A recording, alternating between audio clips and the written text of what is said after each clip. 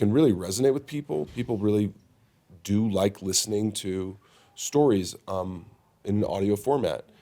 And I knew the source material was compelling, and I knew that the two guys that were running the show were friends, and I trusted their impression and their guidance and wisdom, and so I said yes.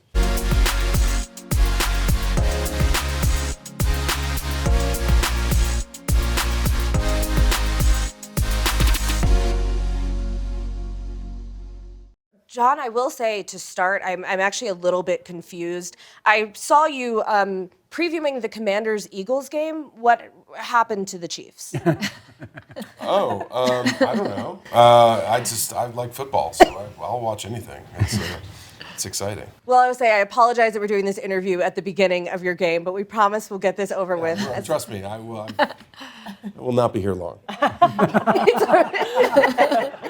Well, we're going to do live updates during the panel later. Don't worry. But this is a project that has become quite important to you, this idea of playing Jack Bergen again, continuing the story. What was it about, this initial pairing with Jon and with Aaron that made you want to be a part of this project? I've worked with Jon and Aaron. I go a long history with both of these gentlemen, and it goes back to a TV show I did called The Division. It was my first starring role on television. Aaron was a producer-director on it. Jon was a writer-producer on it. And we maintained a friendship over the years. That was 25 years ago, maybe more. And, that's what our industry kind of engenders sometimes. It's like you have these relationships and then these opportunities come up. I remember the original version of The Big Lie, the first season of the Jack Bergen story, Jon had written as a feature script, and for various reasons that wasn't going to be able to be made or produced because of cost and time and this and that and the other. And then Aaron came to me with the idea that this could be a podcast, and I was like, that's a great idea. And I had done some work in that space before and had a great time doing it, and found that it can really resonate with people. People really do like listening to stories in an audio format. And I knew the source material was compelling, and I knew that the two guys that were running the show were friends, and I trusted their impression and their guidance and wisdom, and so I said yes. And it was a tremendous success. And so when they said, let's do it again, I said, yeah, let's do it again. And I hope we get to do it again. It's a tremendously fun experience, and two guys that I really like working with. And I got to meet Anna, and I'd known Alia for a long time, but we'd never gotten a chance to work together. So it's about meeting talented people and being able to share that experience with them. Well, Alia, what was it like to get a chance to finally work together after knowing each other for some time? When did we meet? It was painful. No, I mean a long time ago. A million years ago, right? Yeah. I feel like through David Cross and that crew. Maybe, yeah, right. Here? Los Angeles? No, Sundance? Oh, sure. For the story's sake, Okay, why not? fine. Yeah, we met here. Actually doing one of these. In this very room. In the same room. I mean, it was a pleasure. Something about doing these kinds of recordings too which is rare, is we got to do them actually together, doing the scenes together. And especially with this like, it takes place in like the 40s and this fast pace. So it's a really fun world to step into. It's not lazy. You're on the front foot kind of, and creating that energy through voice is like something new for me that I'm really enjoying doing, and it's really fun as an actor. When you have really great writing and guidance to be like, this is where we are, this is the world, it's really fun to throw yourself into it. And even like bit part, every actor that they would bring in where I just have one little scene, they were just amazing actors, like character actors that I've seen around in LA. And so it's really fun because it kind of feels like an old world in a way, because it doesn't get to happen that often. Anna, what about for you? Because you piloted this with the first installment, but now you're kind of also part of like the linchpin, bringing us in to the second. Yeah, I think the character is great. From the first season, they did an incredible job writing Lala, because also she's not like, she has her own personality. She loves cars, and she works, like, even if she's in the 40s, she's an independent woman. So I think I love that about the character, and yeah, she's kind of like the conductive character to tell this story about Chavez Ravine, which is very important for Latinos. So I was very happy when they told me that there was going to be a second season and I was going to be able to play this role. So I'm very happy for that. I'm so glad you mentioned the cars, because Aaron, it kind of speaks exactly to what makes this so still exciting and inventive. Is there's so much you're able to do with sound with this and really fill out the rest of the world. Tell me a little bit about why you initially felt like this would be a good medium for this story. It was an opportunity to do a story that we hadn't been able to make. And as Jon said, it's a period piece, and it's the original one was a little bit of an obscure piece of Hollywood history. So to be able to do it and make it come alive on a new medium was a great challenge. I mean, none of us, well, Jon's had a lot of experience in voice work, but Mank and I, we'd never done anything like this before, and it was really, I'm sure he'll say the same thing, we've grown up in movies and television, working in movies and television, where the credo is show, don't tell. And all of a sudden we're doing something which is the complete opposite. You can't see anything. And so the challenge of having to tell the story with voice, with inflection, with performance, to create geography with just your left ear and your right ear, and whatever sound effects can take you in there. It was a great challenge, and I'm really glad that we went into it as completely blind as we did, because I think I would have been terrified otherwise. And so the fact that it succeeded as well as it did it's very gratifying. It's fun, and it continues to be fun.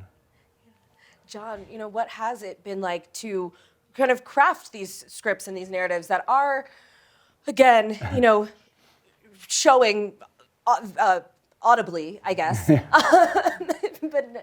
But yeah, so kind of translating what you had originally done with the intention of it being a film into this version instead. Well, yeah, I mean, it started as a screenplay, but then and it all came together kind of magically, like sort of a dream during COVID. It's like someone basically from a company from Fresh Produce said, do you have any ideas? And I had this script. And as started thinking about it for audio, you realize you have more room to paint characters, and you also have the audience is sort of imagining what's going on from the sound and the voices, and it's a little bit like, a 3-minute song can affect you as much as the best novel you ever read. There's something about that, just hearing something that gives it kind of a unique quality. And, you could expand characters from the screenplay and, sort of get into this area more. Lala didn't have a lot of friends in the screenplay, and we sort of developed this whole world. And the Jack Bergen that was in the script, Jon made it come alive. When you're writing, you're not really writing until the characters start talking to you on their own. And so Jon made that happen in the first one, and we just wanted to know what would happen next.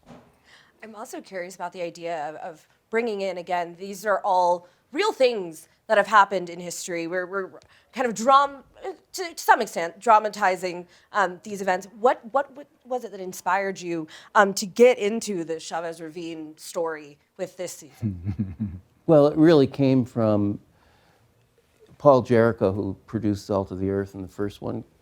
That was, it came from his story. And then after we did the first one, we were looking for something that would have that same kind of historical kind of context, and could tell you something about something you didn't know. And I've been a Dodger fan for a long time, and I sort of only recently, Chavez Ravine story is. I mean, there was just a thing this year where they're trying to make reparations to the people who were kicked out of Chavez Ravine. And I love LA, and I love LA stories, and I love detective stories. So.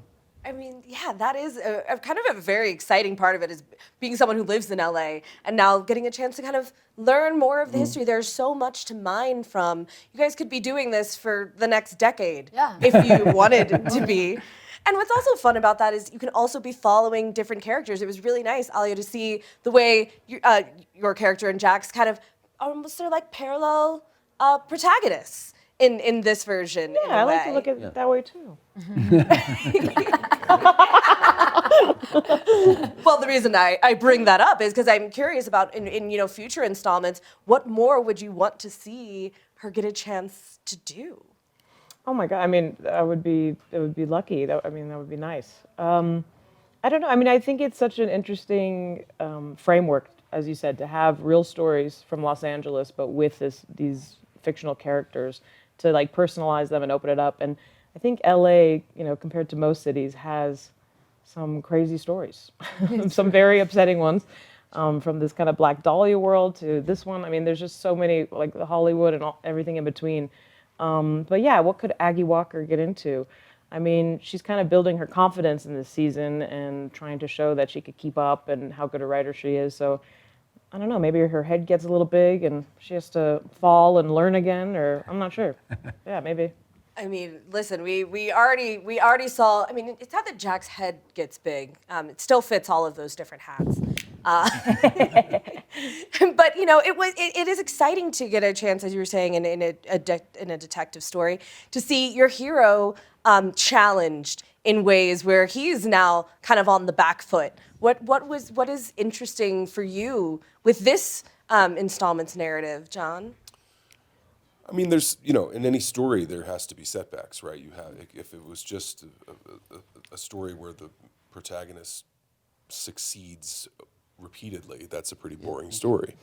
Honestly, I mean, there's a reason there's a 3-act structure and a 2nd act fallback and a 3rd act recoup, and that's how we tell stories, right? So and Jon is a tremendous writer and knows structure and knows how to build those characters and those storylines to reflect that. So that is kind of baked in, which is great. And that's what makes, when you combine that with the detective genre and then the historical element to it, that adds up to a pretty compelling story. And I think that's the result, right? So that's what makes the Bergen character, I think, rootable, for want of a better word, or relatable, or followable, or however you want to put it, to an audience, compelling. That's what you want. You ideally want the audience to go along on this ride with you and meet the people that he meets and bumps into and has relationships with and has feelings about and opinions on, and they feel those feelings too. That's the fun of the art of this, right? And that's what I think was successful in the first story and is equally as successful in this one. Anna, I will ask you something similar. Really to follow up on what you mentioned about how these are, strong, independent women, which is not unusual for the time because they existed, but we don't usually get a chance to hear their stories. What has it been like to play Lala and really exert that independence? Well, yeah, it's especially for me, being a Latina actress in Hollywood, you don't get this chance that often to play a role like this. I've got those chances, but this one is a beautiful role that I wish I can have those more opportunities also in screen. But I love this story so much, and also for me it's like giving back a lot to the Latino community through kind of like through this story and through my voice, so this story won't be forgotten. You know, I was doing some research for all this Chavez Ravine, and there's not that much out there. So or, you know, when you read about it, it's not that in like the way it tells the story with the big fix. It's so compelling, and you really wanna. You can't believe that happened. I was reading that Fernando Valenzuela, you know, the baseball player, which for us, for Mexicans, is like is our hero. He didn't know about this. They asked him about Chavez Ravine, and he had no idea that, you know, in the Dodger Stadium, like all these Mexican families were. They suffer so much for losing their homes, you know, like just what happened right now in LA. So imagine, you know, it's same situation. It's as devastating, you know, as like what people are living, and just people didn't care. No one listened to them. Like no one even knows about this story. And like when they go to the Dodger stadiums, they don't know that these families, how much they suffer. And also, you know, that was Mexico, you know, and I was thinking maybe they've been there their whole life. They were maybe they were not even immigrants. They were there, you know. Yeah. Sometimes I feel that. So it was for sure more painful to them. So I'm very, very excited and happy that this story got made. Yeah. Absolutely. And I mean, you all are almost, as close as we have to experts on the audio storytelling genre at this point. You've seen what makes it so successful. So I am very curious, the idea of what you see as the future for this medium. Aaron, I'll start with you. I think it can only get better because the idea of storytelling is very, very basic, and what we have now is the technology to really get much more sophisticated about how we create. I mean, I think one thing that was important for me on these two shows was it's creating someplace where you can, and I literally listen to these shows over and over with my eyes closed, and I want to feel like if a door opens, I want to know what's in that room. I want to be able to hear what's in that room. And if I hear a voice from 15 feet away. So it's now, because the technology of what our team can do, the sound designers and the sound editors, and creating this space, it's really makes it just that much more sophisticated and that much more immersive. And I think about it in film terms, actually. I think, okay, so now we're on Jack's close-up, and now Anna's across the room, so she's over there, and she walks forward, we hear her footsteps, we hear her voice get louder, we hear her presence, all that stuff. I don't know if you could do that, you know, in the golden age of, you know, radio drama 50 years ago, 70 years ago, but now you can. And even if I'm listening, and this is something that I learned on the first time, our sound designer, Peter Bavic, said, just go for a drive and turn it on, because that's how a lot of people listen to it. You know, put it on your car stereo, and you listen to it, and you hear the door open over there, and you hear somebody walk across, and it's like, yeah, this is something. So I think, to answer your question about what the future is, I think the sophistication of the sound that we're accepting and assuming makes it even more possible to tell these stories in a way that's more enveloping, and so beyond the charisma of the voices that we have, we can create a geography in your mind more easily and more completely. So I like that idea. Yeah. I mean, there's a way specific sounds. You don't have to replicate what it would be like in real life. You suggest through specifics, and the audience kind of extrapolates what should be there. You know, just giving them enough to imagine it in their own mind. So and I think, you know, everyone who listens to it has a different imagination, but as long as it comes to life for them, we've done our job. And I think at the same time, I mean, I've listened to some really, like, literally Sherlock Holmes on BBC from the 30s. And you can almost imagine the guy with the coconuts in the studio for the horse's hooves, you know, and it's like, that's all you need, really. So what we're doing is just sort of gilding the lily, but it's about the story and the characters that tell the story. So it's amazing how powerful it is to listen to it. Any ideas, John, Alia? On Oh, well, to your point, I think it's just limitless. I think that what's been proven over the course of the rise of kind of podcasts and especially narrative podcasts is that there's a market for it, right? That's really what drives it. So the proof of concept has worked, and people are consuming it. They're paying attention. So the future is limitless. It's what people can dream up and think up, and that's exciting, especially to be on our side of it. Yeah. I look forward to reading the next, script I get that's going to be some new writer who's got an idea about a story that he wants to tell, and whatever format they want to do, whether it's filmed entertainment or Could be an old writer. podcast or Could be an old writer. yeah, could be. All ages. Anyway.